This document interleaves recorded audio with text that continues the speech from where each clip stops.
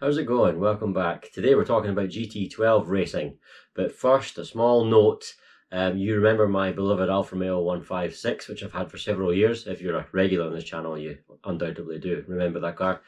I sold it yesterday. It is the 22nd of December as I'm recording this, and I sold it yesterday. So utterly gutted. I never wanted to sell that car. Loved it. I've had 14 cars now, including a Mitsubishi L200 pickup truck. And that might be my favourite car. Not the pickup truck, the 156. Might be my favourite car. Certainly a contender for it. The reason being, as I'm sure you know, we got ourselves a little puppy, a border collie. Back of an Alfa 156 is no place for a dog. I had to get an estate car. I ended up getting a cheap Audi A4 estate. And £1,200, cheap car. £1,400 MOT, not cheap car. Anyway, let's move on from that. We're talking about GT12, as I said, and I will explain why the Tamiya Dancing Rider is here.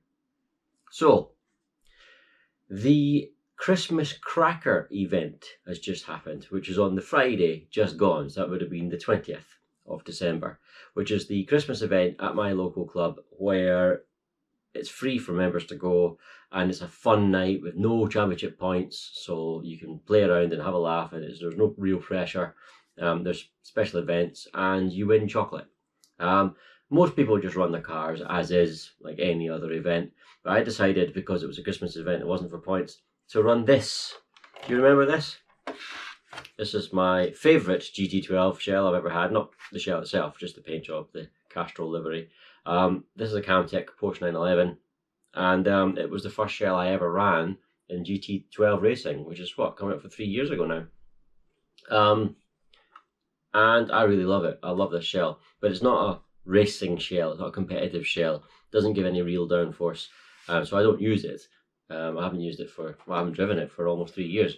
But I decided to try it for the Christmas event because why not?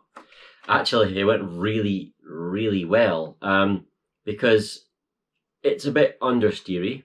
People describe non-high downforce body shells as numb. They describe it as numb. So you've got a sharp shell, a very pointy shell with lots of front end. The opposite of that is numb. I don't think numb is quite the right word, although it might be. To me, numb is no feedback at all. Numb is driving an RC, not an RC, driving a computer game, a driving computer game. Because computer games have got no feedback whatsoever. All it has is the software interpreting what it thinks should be feedback. So how it would interpret understeer or oversteer, high grip or low grip, etc. The software is calculating what it thinks it should feel like, and the pixels show what it should feel like or the reaction to it, and there is no feedback. You don't get feedback from a computer game. Fun, it's weird because somehow you do get feedback from an RC car, even though there's no physical connection. It's a digital control, and I think the reason for that is it's a physical thing. It is a real thing. Although you have no physical connection to it, the reactions that has as a result of your inputs is real. It's a tangible thing, whereas a computer game is software. So maybe that's what it is. But anyway, back onto the point. They would describe this as numb. I would probably describe it as ponderous. You know, it's a little bit wayward and it's turning. It doesn't turn in sharp. It understeers. There's not as much overall grip. But because it was so understeery, it was so easy to drive. So easy to drive. I had a great time with this shell. And because I had no downforce, it was an absolute missile down the straight. I've never seen my car so quick down the straight. It was amazing. I loved it. So I had a great time driving this. It's weird because it felt familiar. The car, as soon as I put this body shell on it, drove it, it felt like it did 3 years ago, even though it's got, you know, a different motor and I've improved since then. The rest of it, it just feels familiar somehow. And it had a Porsche 911-esque pendulous back end because of that great big gap, the overhang at the back. It did have that sort of 911 feel. It was quite funny, but I really enjoyed running it. And because it was a Christmas event, if you finished in the top 3 in any of the races, you won chocolate, like a big, not just a small chocolate, a big selection box or whatever. And so I came first, second, first. So I mean, I was in the second. There was 5 races. I was in the second top race. So I wasn't, you know, racing against the very, very top guys. But the reason being is I reckon this shell was probably somewhere 2 to 4 tenths per second two to 4 tenths of a second per lap slower than the likes of this would be. But it was so easy to drive that I never made any mistakes hardly. So I don't think at any point did I have the fastest lap in my race. But it didn't matter because it was so easy to drive. People were making mistakes, I wasn't. So it was just such a laugh. I really enjoyed it. Even though a couple of times I got taken out, I had to come back through the field. And speaking of coming back through the field, with the Christmas event, there's no qualifying rounds in a final. What happens is all 4 races are treated as individual races. You draw lots, intentionally, it's a number drawn underneath a cup, and you turn the cup over to see what number you've got, and you randomly pick one. And that tells you your grid position. So I should have been number 2. Steve was number 1. So normally I'd start second or go away second in the row, or second in, what am I trying to say? You know what I'm trying to say. It would go beep 1, beep 2, beep 3, and it would be a staggered order. But because this was a grid on every race and it was random, I drew a 4, started 4th obviously then, and then a 6, started 6th and last, then a 4 again, and then the final race I drew a 7, so I had to start in the 7th slot on the grid, despite the fact there was only 6 cars, so there was a gap in front of me. But every race I came through, and the second race where I came second, on the last lap, the second last corner, I made a do or die lunge to try and take the lead, but it didn't work out and I spun, but I still came second. So it was almost a flawless race night, despite the fact that I was using this, and what a laugh. I really enjoyed it. So yeah, there is something to be said for a car that's a bit understeery, a bit safer, easy to drive, and it just looks so good on the track. Everybody else is using these fake supercar. I mean, it was supposed to be a McLaren, but like a fake supercar. I've got this much more realistic, larger, taller Porsche 911. It looks great. One thing I've definitely improved on since then, though, it's cutting holes in the right place, because this is a pain to get on and off because the holes do not line up at all. I've learned from that. That's good. I really enjoy this car. It's great. The reason this is here is I wanted to run it during the racing, like it put to the back of the slowest race and run this, but I wasn't allowed to. But I could run it on the slalom event. Slalom event was between races 3 or 4. And there were gates with little jingle bells hanging down. And you had to try and get around the course as fast as possible while going through a gate and hitting the bell. And if you missed a gate, you got a time penalty and stuff. I ran this, and I'll put some footage of it. It was hard. Nice. Oh, sorry. Right, you bitch.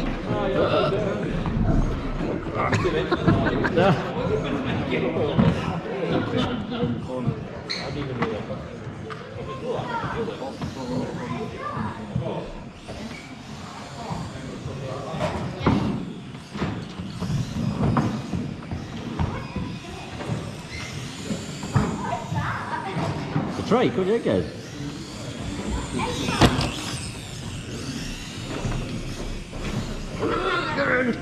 There you go. Yeah, you better let these folk warm up. Yeah, I did a little practice run with it. It understeers too much for a GT12 track. It was too tight and twisty, so I was hitting the outside wall all the time. Good laugh though, fun to watch. And for the slalom, I actually hit 3 of the 4 gates, or was it 4 of the 5 gates? I can't remember.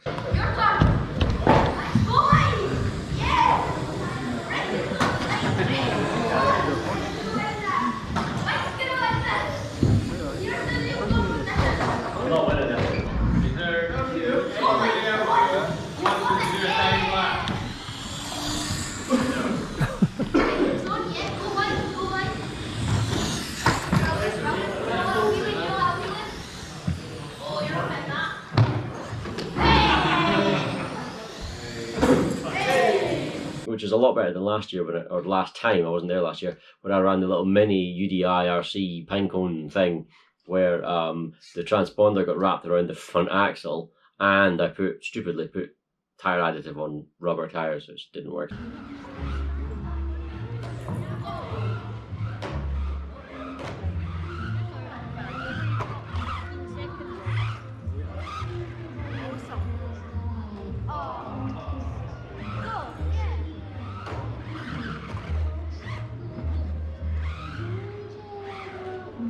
that was undrivable. This was actually better.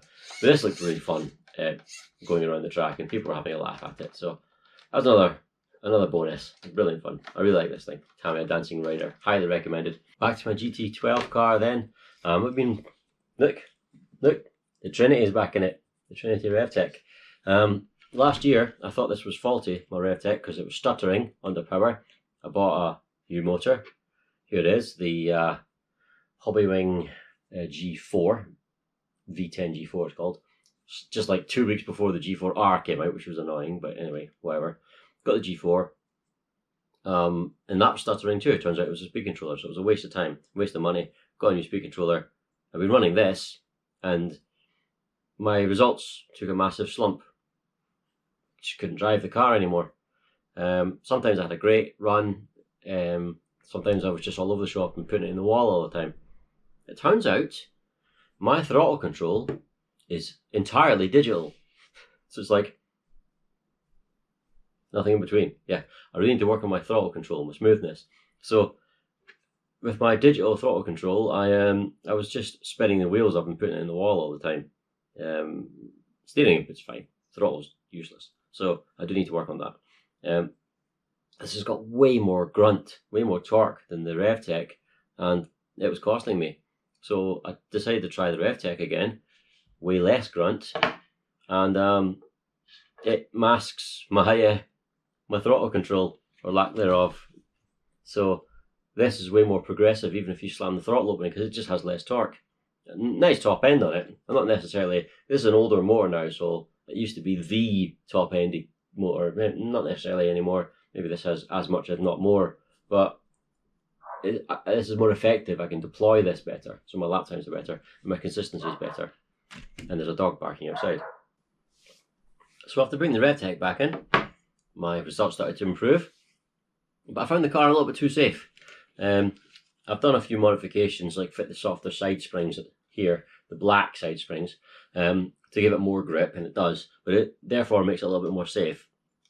So I played around with the body shell. I've been running Fat Body's GTM, which is a nice neutral body shell, and I decided to try this Montec. This is the second Montec. This is a ML GT3. Again, it looks like the Fat Body. It's a McLaren. It's a little bit more aggressive, and I really like the way the car handles now. The car is so drivable. It's aggressive, but you know I can keep on top of it. I'm probably happier with the way it handles now than I have been ever. So really pleased with this. This body shell, this lack of torque for my throttle control. It's all good. It really is all good. So very pleased with the way that's going. I think I'll keep the car the way it is for a while. Anyway, you may have noticed that the topic of this video is 1 year's racing or something along those lines. I'm not quite entirely decided what it's going to be, but it's going to suggest a year's worth of progress. And I've been doing it for 3 years, so what gives? Well, this is actually more about Matthew, this video. So on to the main topic. Matthew's birthday has just gone, the 18th. So that was during the week. So yesterday, the 21st, on the Saturday, we all came to Jackie Matthew's house, and that was his party, and blah, blah, blah. And I got him a new body shell for his GT12 car, his Schumacher Atom CC. And I was going to show this video, the shell in person, and all good. But with work, and Christmas, and all the other things, I ran out, and selling the Alpha, I ran out of time. So I've had to gift him his body shell before recording this video. So I'll put some photos up. It's a Montec as well, is it? Yes, a Montec RS01, which is a Renault, but despite that, it's really cool. And I thought I did quite a good job of it. He knew he was getting the body shell. He didn't know what colours he was getting. He left it up to me. He went for something slightly different. I thought, look, turned out quite good. Yeah, I'm really quite pleased with it. So Matthew's first ever racing experience was in the final race meeting of the year in 2023. Now, obviously, his most recent race meeting was the Christmas Cracker event. But I don't want to compare it to that, because I wanted to try and gauge what his progress has been over the last year by comparing it to myself. Now, obviously, in the Christmas Cracker event, I was using this, which was costing me a lap time, even though it was good fun. So it's better to compare it to the week before, which was our most recent championship round, where we were all taking it seriously. So, from the last race of the year last year to the most recent and final competitive race of the year this year, it's been a few days short of an entire year. So it's a perfect time to compare how he's getting on. I've taken some notes. Now, these figures, I've taken his fastest lap and my fastest lap, fastest top 10 average, fastest average lap time overall, and most laps. Now, these aren't all necessarily, and in fact I know they're not all from the same race, because some races you have a quick lap, but then maybe you're crashing and your average drops or your lap count drops, whatever. These are just the fastest of each one experienced at that particular event. So for Matthew, and I'll put these up on the screen, on his first ever race meeting, his fastest lap was 11.8 seconds. His top 10 fastest was 12.64 seconds. As fastest race average lap, 13.18 seconds. And the most laps he did at all that evening was 23 laps in one race. Right, compared to me, my fastest lap that night, 9.72 seconds. My fastest top 10 laps, 9.96 seconds. My fastest average across a race, 10.30 seconds. And the most laps I've done during that event was 30 laps. Now those times are basically meaningless because the track changes basically every week and we have a fully new layout every month. So what I need to do is convert that into percentages. So for lap time, he was 21.4% slower than my lap time. His top 10 laps were 26.91% slower than mine. His average race lap was 27.97% lower than mine, or slower than mine. And the number of laps he did was 30.43% less. So these are the numbers that matter.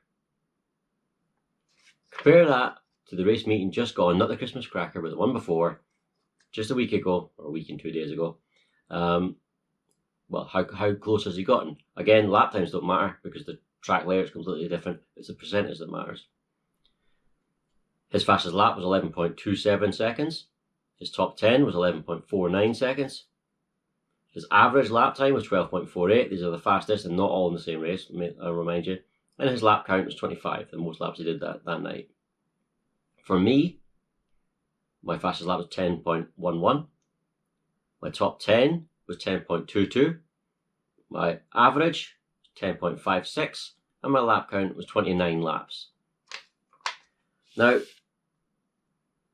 these are quite good comparisons because on Matthew's first ever race night, I came fourth in the A final, but I did have pace for the third. I just slightly screwed up. Whereas the most recent race round, I did come third in the A final. So only one position different. It's quite a good comparison. So this time, a year later, his fastest lap was only 11.47% slower than mine. His top 10 average, 12.43% slower. His average lap time, 18.18% slower. The number of laps he did, 16% less. So overall, his numbers are twice as good basically as they were last year. You know, 11.47% rather than 21.4, 12.43 rather than 26, 18.18 rather than 27.97, and 16% less laps rather than 30.43% less laps. So he's made big strides. In other words, the gap between him and I has halved in the year. And I'm basically on the same pace as I was last year. I haven't really gone anywhere. So he's making good progress. He's beginning to get on top of the car setup. That's part of it. It was how sharp the car was to drive, and he wasn't used to it. But the progress is there. He's really enjoying it, and he's now got himself. Well, his overall average point score is still quite low because at the start of the year he was competing in the lower finals and the lower heats. He's beginning to bring it up now. So his target is regularly C final, sort of towards the mid to back of the C final, whereas originally it was D or even E, depending on how many people were there. So good progress made. I'm looking forward to seeing this new body shell. I think it'll look cracking. So anyway, I hope you enjoyed the update. Thank you for watching, and I'm going to edit this, and then later on today I'm going to have to record the Christmas video because I'm so behind time. But anyway, thank you for watching. Take care. I'll see you later. Bye bye.